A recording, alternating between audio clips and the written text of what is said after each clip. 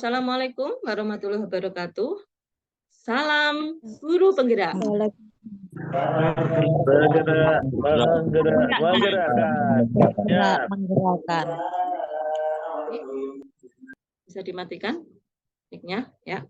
Lanjutkan.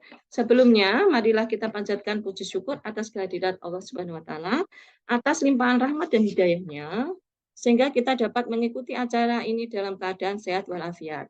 Tak lupa, sholawat serta salam kita limpahkan kepada junjungan Nabi besar kita, Nabi Muhammad SAW, yang kita nantikan syafaatnya di yaumul akhir nanti.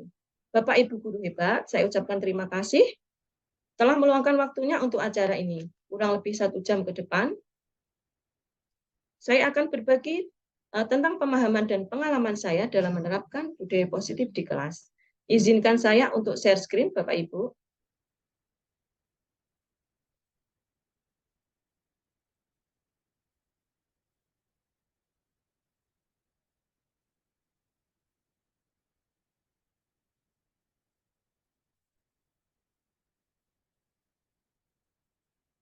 Sudah terlihat, Bapak Ibu?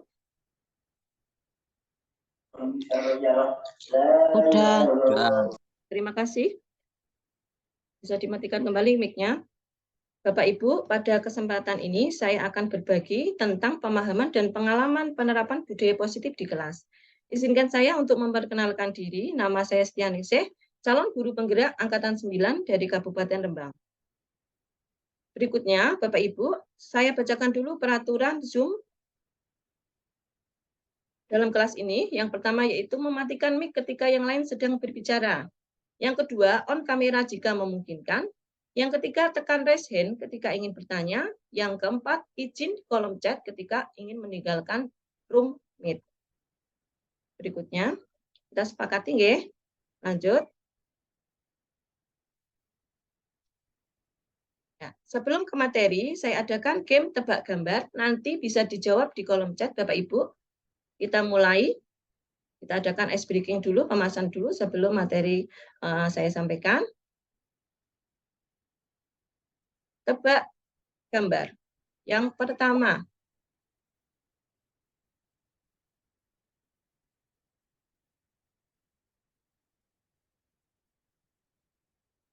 Ada gambar buku, buah ceri, dan huruf TA. Kira-kira Bapak Ibu, kata apa yang terbentuk dari gambar ini?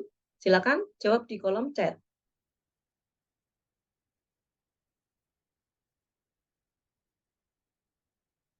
Ya. Ya. Ya. Terima kasih Bapak Ibu atas jawabannya. Kita lihat jawabannya apa.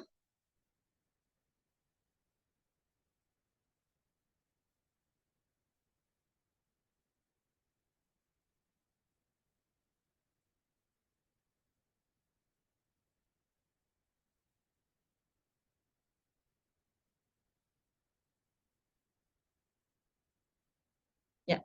Jawabannya adalah buku cerita. Ya, betul semua. Lanjut ke tebak gambar kedua. Ada huruf T, angka 4, dan gambar orang yang sedang makan. Kira-kira kata apa yang terbentuk, Bapak Ibu? Silakan bisa dijawab di kolom chat.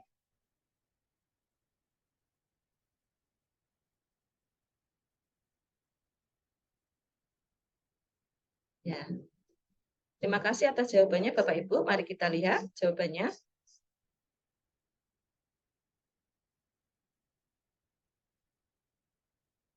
Iya, betul sekali. Jawabannya adalah tempat makan. Lanjut ke tebak gambar yang ketiga. Ada gambar rumput kering, huruf KE, dan gambar ring tinju. Kira-kira, baca apa ini ya? Maaf ya. Ya, kira-kira gambar apakah yang terbentuk? Ya, silakan Bapak Ibu jawab di kolom chat. Kata apa yang terbentuk dari gambar rumput, huruf KE, dan gambar ring? Sudah? Ya, mari kita lihat jawabannya.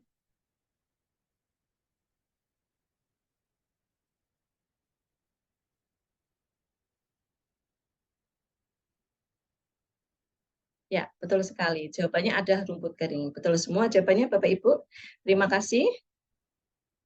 Berikutnya saya akan menampilkan tentang dua pertanyaan. Ya, dua pertanyaan ini nanti bisa Bapak Ibu jawab di kolom chat. Yang pertama dulu yang dijawab ya.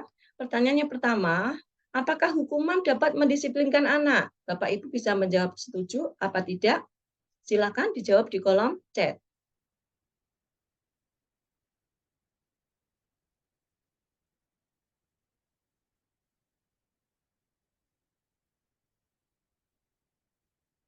Ya, terima kasih jawabannya.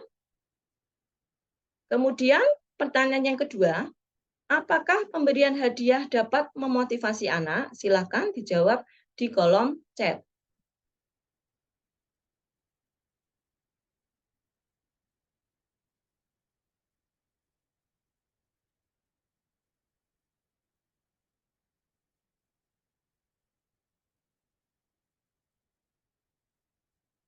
Ya, terima kasih jawabannya. Semuanya Bapak Ibu menjawab dengan jawaban yang sama, yaitu yang pertama, semuanya menjawab tidak setuju. Yang kedua, semuanya menjawab setuju. Ya, Bapak Ibu, untuk jawabannya nanti kita bisa mengetahui setelah kita membahas materi ini. Berikutnya, budaya positif. Kali ini kita akan membahas budaya positif yang terdiri dari 6, yaitu disiplin positif, teori motivasi hukuman penghargaan dan restitusi, keyakinan kelas, kebutuhan dasar manusia dan dunia yang berkualitas, 5 posisi kontrol, serta segitiga restitusi. Berikutnya, disiplin positif bisa dilakukan melalui pendekatan teori kontrol. Yang pertama, Anda tidak bisa mengontrol orang lain, hanya Anda yang dapat mengontrol diri Anda sendiri. Yang kedua, semua perilaku memiliki tujuan. Yang ketiga, model berpikir menang-menang. Yang keempat, kolaborasi dan konsensus menciptakan pilihan-pilihan baru.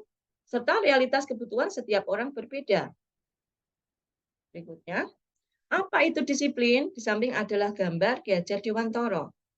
Menurut Ki Hajar Dewantara, disiplin adalah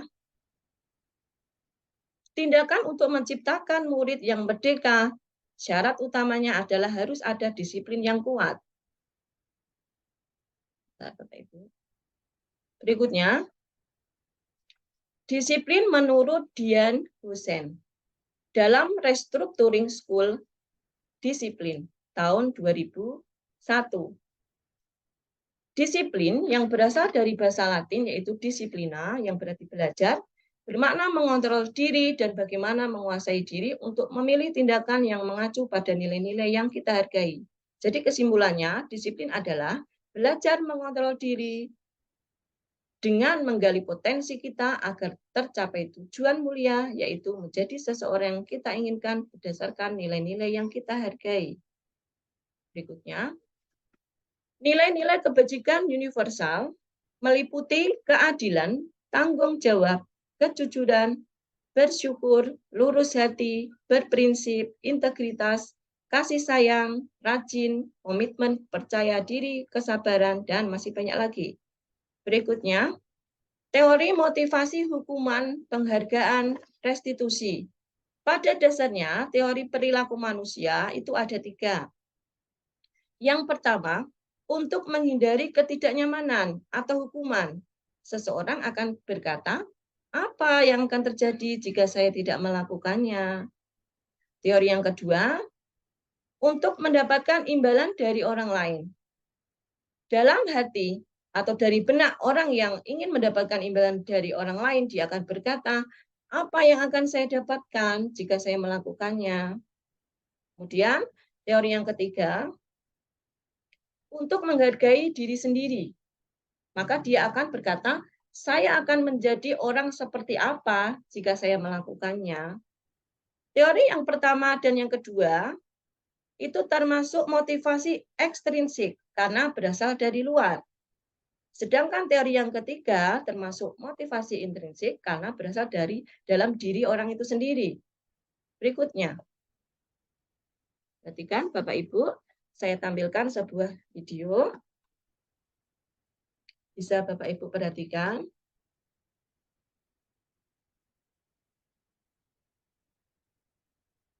Terlihat ya Bapak Ibu ya.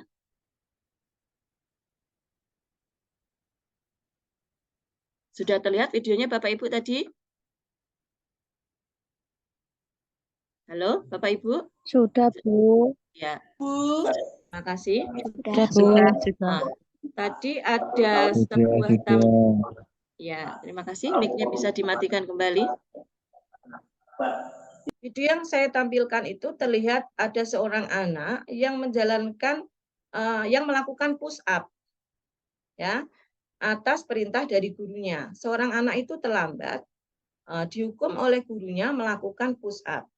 Nah, menurut Bapak Ibu, apa yang dilakukan oleh Pak Guru tadi itu apakah sudah tepat apa tidak dengan menghukum anak yang terlambat dengan melakukan push up?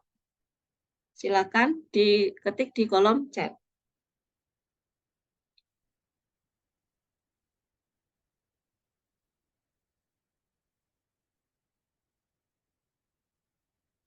Apakah Bapak Ibu setuju ada seorang guru yang menghukum muridnya yang datang terlambat dengan menyuruh melakukan push up? Silakan dijawab di kolom chat.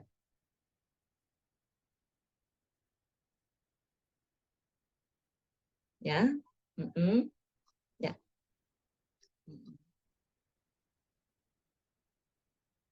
Ya.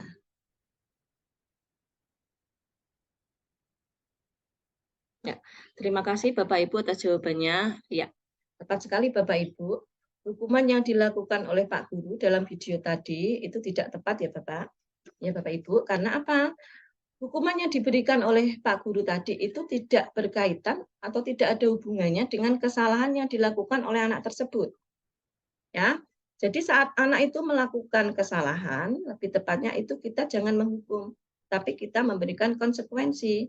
Kalau hukuman itu kita berikan, itu kan hukuman itu kan yang dibuat oleh guru sepihak tanpa disepakati anak. Dan hukuman yang diberikan itu tidak ada kaitannya dengan kesalahan yang dilakukan. Jadi bukannya mendidik, tetapi malah membuat anak menjadi dendam, sakit hati dan merasa rendah diri. Ya, bukannya menyelesaikan masalah, bahkan bisa membuat anak menjadi dendam dari hukuman yang guru berikan. Berikutnya, apa itu restitusi? Restitusi adalah proses menciptakan kondisi bagi murid untuk memperbaiki kesalahan mereka sehingga mereka bisa kembali pada kelompok dengan karakter yang lebih kuat. Restitusi juga adalah proses kolaboratif yang mengajarkan murid untuk mencari solusi atas masalah mereka dan membantu murid berpikir tentang orang seperti apa yang mereka inginkan dan bagaimana mereka harus memperlakukan orang lain. Melalui restitusi, ketika murid bersalah,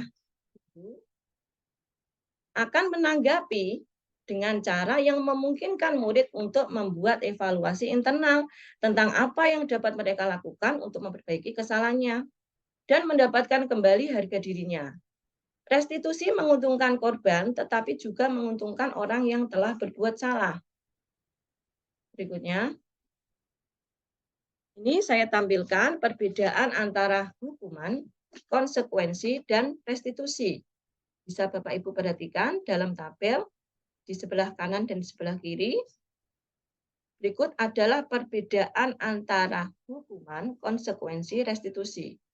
Yang sering dilakukan oleh Bapak Ibu guru di sekolah itu rata-rata mereka memberikan hukuman yang justru mereka akan malah menambahkan rasa sakit hati kepada muridnya.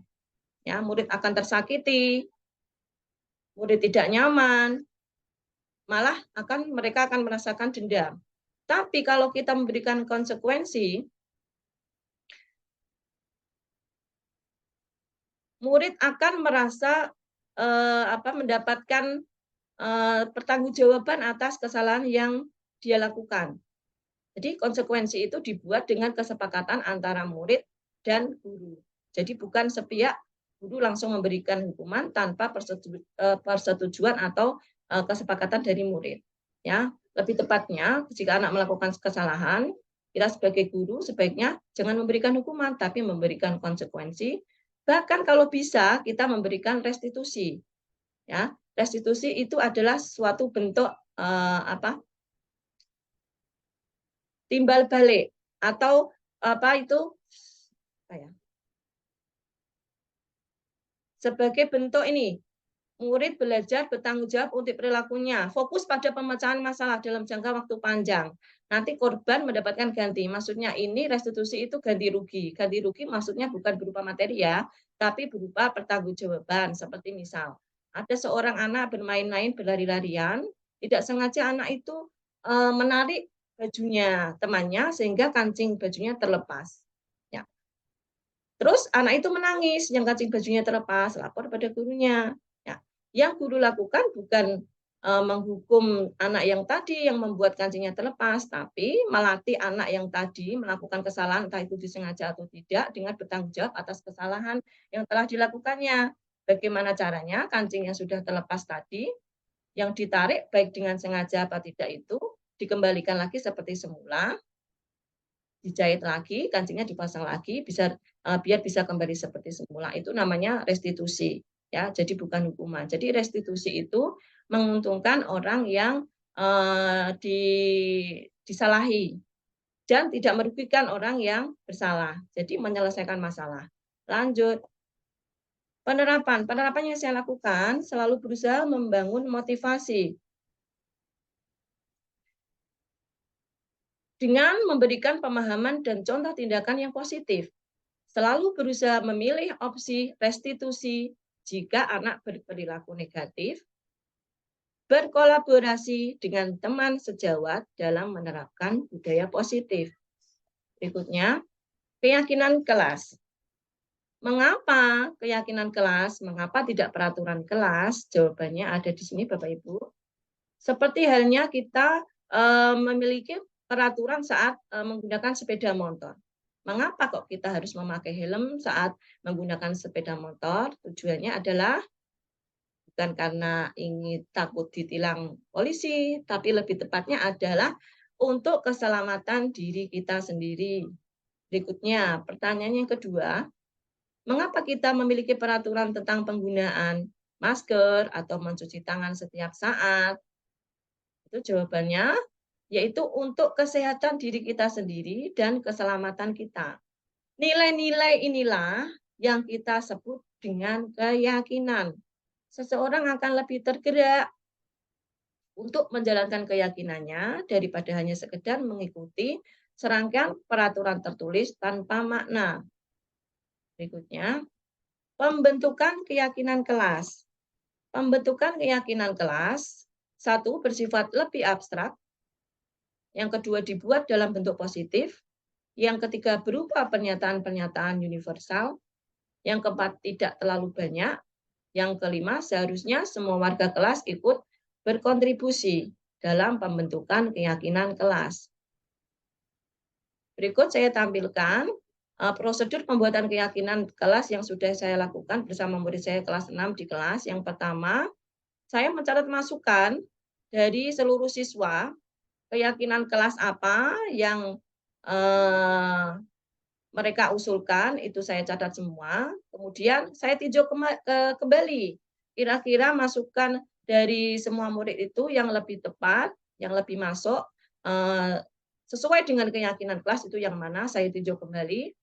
Kemudian setelah keyakinan kelas itu terbentuk, saya print, kemudian ditandatangani oleh oleh murid satu kelas. Kemudian murid satu kelas bersama-sama menempel keyakinan kelas yang sudah saya print untuk ditempel di dinding yang sudah ditandatangani mereka bersama.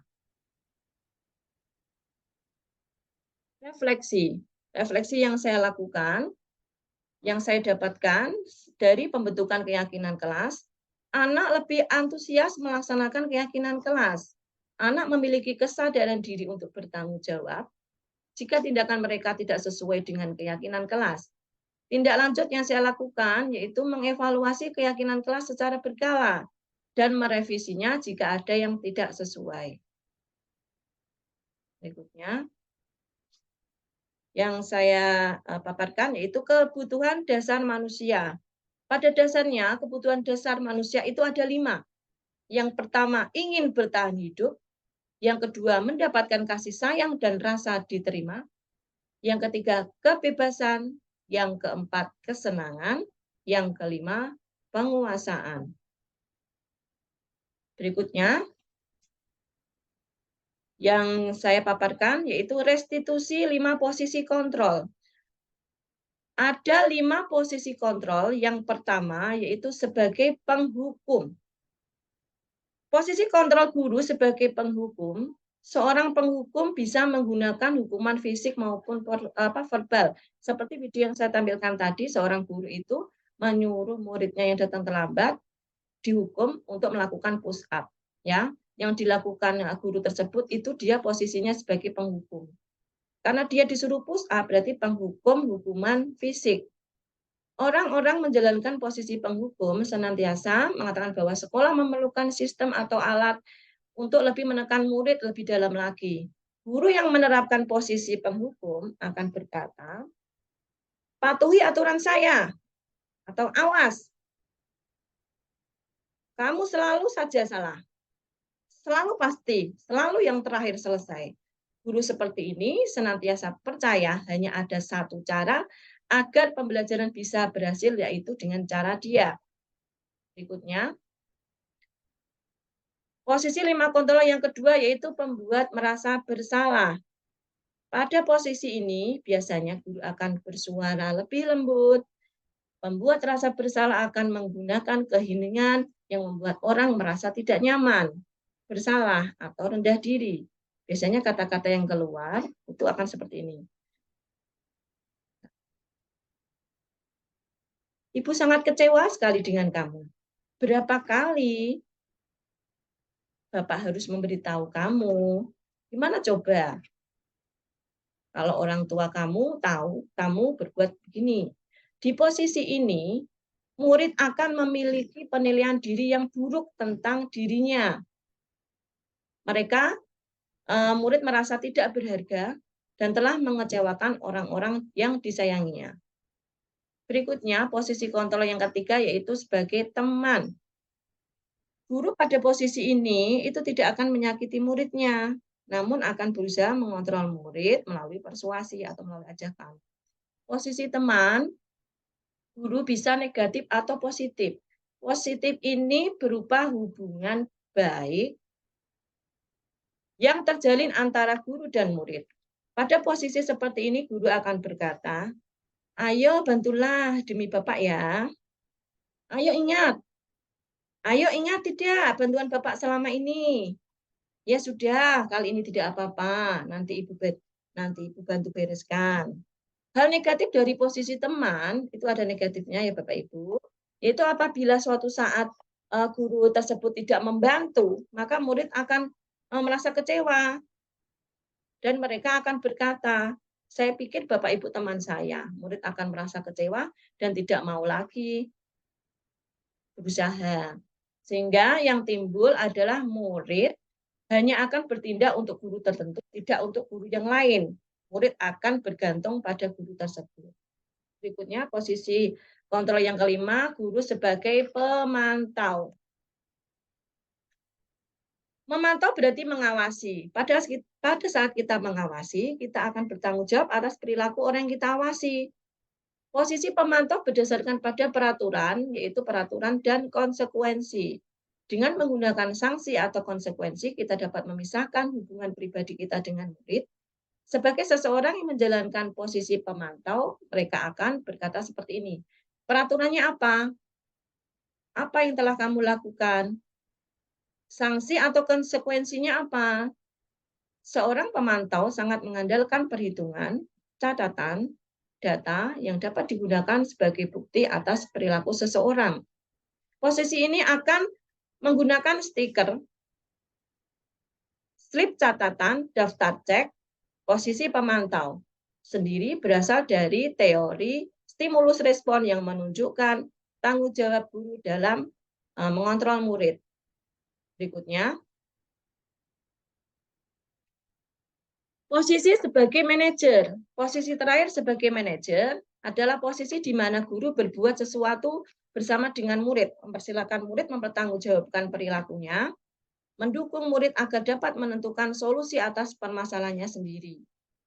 Seorang guru yang berfungsi sebagai manajer, dia akan berkata, Apa yang kita yakini? Apakah kamu meyakininya? Jika kamu meyakininya, apakah kamu bersedia memperbaikinya? Jika kamu memperbaiki ini, hal ini menunjukkan apa tentang dirimu? Apa rencana kamu untuk memperbaiki hal ini? Tugas seorang manajer bukan untuk mengatur perilaku seseorang. Kita membimbing murid untuk dapat mengatur dirinya. Seorang manajer bukannya memisahkan murid dari kelompoknya, tetapi malah mengembalikan murid tersebut ke kelompoknya dengan lebih baik dan kuat. Berikutnya, penerapan yang saya lakukan yaitu selalu berusaha untuk memahami persoalan terlebih dahulu dan tidak gegabah. Menghukum anak jika melakukan kesalahan. Mencari tahu penyebab dan coba menggali kebutuhan dasar apa yang tidak dapat dipenuhi oleh anak tersebut sehingga melakukan hal negatif.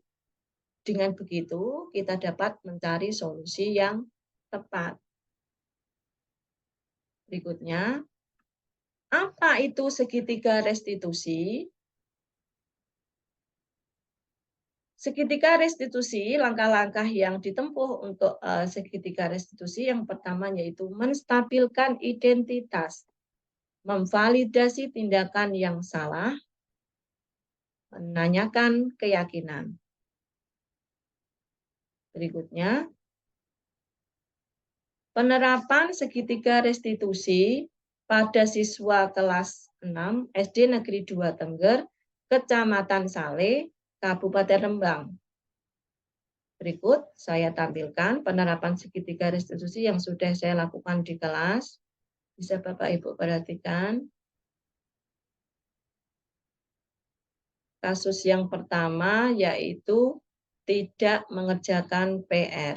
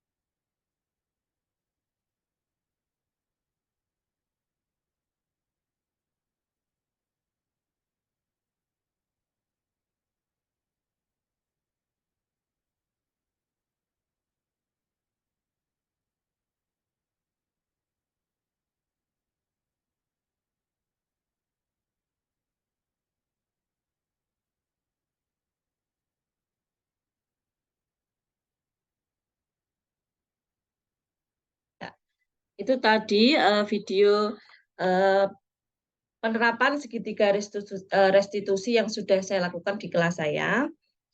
Dari penyampaian materi yang sudah saya sampaikan, saya persilahkan Bapak Ibu untuk menanggapi dengan memberikan umpan balik baik itu pertanyaan maupun masukan. Silakan Bapak Ibu, monggo yang ingin memberikan umpan balik bisa diaktifkan mic-nya.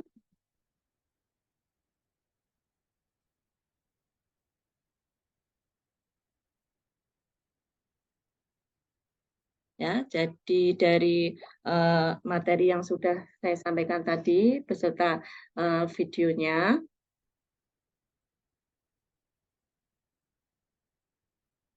yang saya sampaikan, saya persilahkan Bapak Ibu untuk menanggapi dengan memberikan umpan balik, baik itu pertanyaan atau masukan. Silakan Bapak Ibu, saya tunggu untuk memberikan umpan baliknya. Oh iya, ya, yang mau memberikan masukan bisa dinyalakan mic-nya. Selamat malam, Bu. Ya, selamat malam. Assalamualaikum warahmatullahi wabarakatuh. Waalaikumsalam. Bisa ditampilkan apa videonya jika memungkinkan? Ya. Ya. Itu Bapak. Terima kasih Bu Setia atas kesempatan yang diberikan kepada saya. Terima kasih atas materinya yang luar biasa ini. Setelah kami menyimak materi yang Ibu sampaikan, kami menyadari bahwa yang telah kami lakukan selama ini dengan memberikan hukuman kepada siswa selama ini adalah kesalahan. Mereka sungguh tidaklah tepat. Kami seharusnya memberikan konsekuensi ataupun restitusi kepada siswa sebagai bentuk pertanggungjawaban atas kesalahan yang mereka perbuat. Dengan begitu mereka akan menyadari kesalahan dan bisa belajar dari kesalahan mereka untuk lebih baik lagi ke depannya. Dari materi yang Ibu sampaikan tadi, sedikit banyak kami paham perbedaan antara hukuman, konsekuensi, dan restitusi, sehingga bisa saya sampaikan teruslah berbagi pengalaman yang positif kepada kami, dan semoga sukses terus ke depannya. Amin. Assalamualaikum warahmatullahi wabarakatuh. Ya, terima kasih Bapak Mustaqim atas umpan baliknya. Ya. Untuk Bapak Ibu yang lain dari materi yang saya sampaikan sudah jelas, ya? Bisa dijawab Bapak Ibu, mic-nya dinyalakan. Jelas. Sudah, Bu. Jelas, Bu. Ya. Sekian Bapak Ibu materi dari saya, yaitu tentang pemahaman dan pengalaman saya dalam menerapkan budaya positif di kelas. Kurang lebihnya saya mohon maaf. Semoga bermanfaat. Terima kasih. Sekian presentasi dari saya. Wassalamualaikum warahmatullahi wabarakatuh. Bapak Ibu boleh untuk keluar dari room.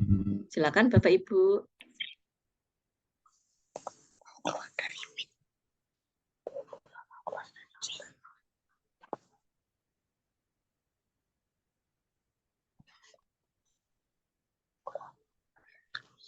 Nah, terima kasih. Silakan Bapak Ibu bisa keluar dari room.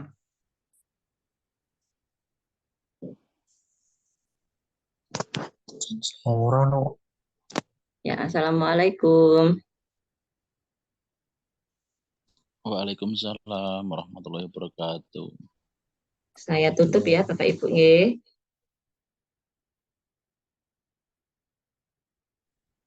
Ya, Bu.